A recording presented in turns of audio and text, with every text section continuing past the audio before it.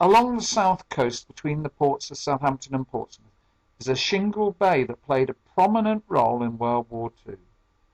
In the corner of a football field is a plaque that commemorates the 60th anniversary of the building of 14 concrete caissons with the codename Phoenix that formed part of the breakwater of the Mulberry Harbour.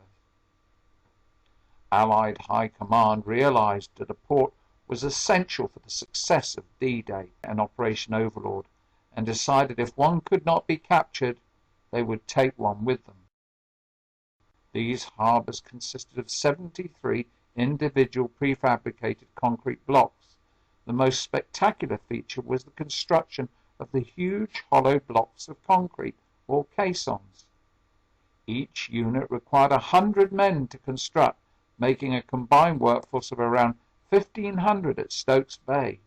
The men were supplied by the Ministry of Labour and accommodated locally, working 12-hour shifts for a little over 2 shillings an hour.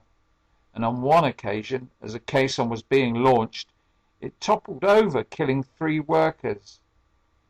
Yet although construction was delayed, it continued day and night 7 days a week. This photograph shows the Western Phoenix construction site, with Palmerston Way in the background. The Phoenixes were all constructed at the same time parallel with the sea, one behind the other on keel block walls on a raised platform 2 meters above the ground. Sideways launching is not uncommon, with the advantage of relying on gravity and needing little equipment other than winches or cranes.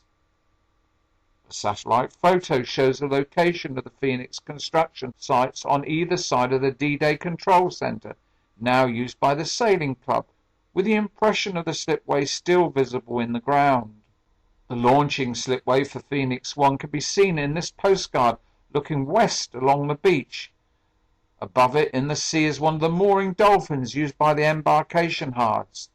To the right on the promenade can be seen the bathing station.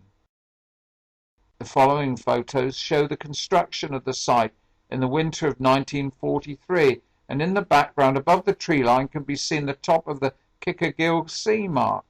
The following picture shows the site of the tragic accident when a caisson fell from the launchway. There is a view along Stokes Bay showing a few of the 14 concrete caissons for the Mulberry Harbour constructed at the site between 1943 and 1944, ready for launching. The caissons were partially constructed to the 20-foot level on the beach, launched sideways, and once afloat, completed to their full 35 feet height.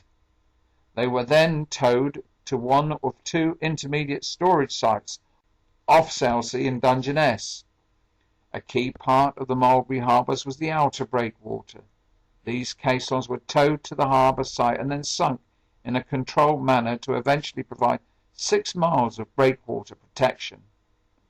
In the early hours of D-Day, June 6, 1944, an invasion fleet of more than 1,000 ships carrying 156,000 men headed towards the coast of Normandy, and the individual sections of the 2 Mulberry Harbours went with them.